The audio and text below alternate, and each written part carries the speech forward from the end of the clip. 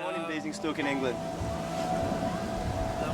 And what would you consider is your journey to Mango Seed? The guitarist from Three Canal was up in London when I was taking a break from work, and they had the carnival going on, and Mango Seed was looking for a bassist at the time just to fill in for a couple of months. And Nikolai was at the same party I was at with Key1, guitarist, and he asked Key1 if he knew a bassist, and Key1 pointed to me. Next thing I know, got into contact with Nikolai. He asked me to come down, vibes on it. I thought it was great music, and that's been it since. What was your experience in your first rehearsal with the Mango Seed? I went for the recording of the LP, and I just wanted to take in the music, and there was definitely a good energy coming from all of them. And I really felt like I could, contribute and do some things, and I already heard some things I wanted to put in. And like when I came to my first proper rehearsal where I was playing, I was like, yeah, I already have some ideas, because they'd sent me about 4 or 5 tracks and I learned them in a week, and just came in and I was just like, yeah, do this. I think this will sound really good. And they liked it, and that's cool, as long as I can put my input in. You said it changed your life, Mango Seed. What do you mean by that?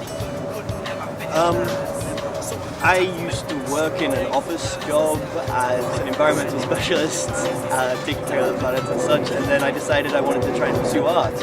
So I took up a small part-time job, and then this came along, and it was exactly what I needed in my life at that point, and it was ready to go in the right way, and I was already a competent enough musician to fall right in. So I just thought, this is exactly what I need. And then, I mean, it's little things, and I don't know if you can use this, but down to the t-shirts, like my sister printed those originally, and her company kind of went because she got, a couple of kids, which is understandable. But then it was almost like a blessing. We get all these Trini t-shirts with, and we get to do our own thing with them. It's like, wow, it's like everything's connecting and happening just as it should. What was the first record you ever bought? Michael Jackson, Black or White. It was a tape. My mother offered to buy me food or a tape, and I bought a tape instead. Do you have a memorable Mango Seed moment?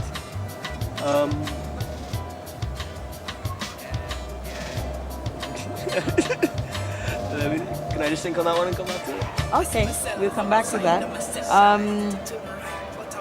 And what makes you unique in the group? I've had a completely almost westernized upbringing to music. When I was about 15, I got to hear my first off-time stuff, on the other beat. And so I bring a lot of the builds that you find in Western music into the music as well. I really like them, and I think they work really effectively.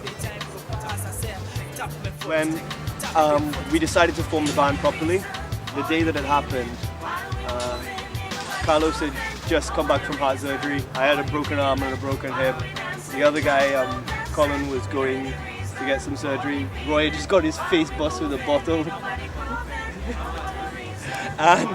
And then that is the day that we formed the band, and the only man that was safe was Nikolai, and he'd gone to New Zealand, come back after a week, and all of this had happened.